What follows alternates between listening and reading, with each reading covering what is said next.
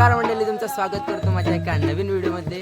तर मंडळी, आमचे छोटंसं युवा मंडळ बघू शकता तुम्ही.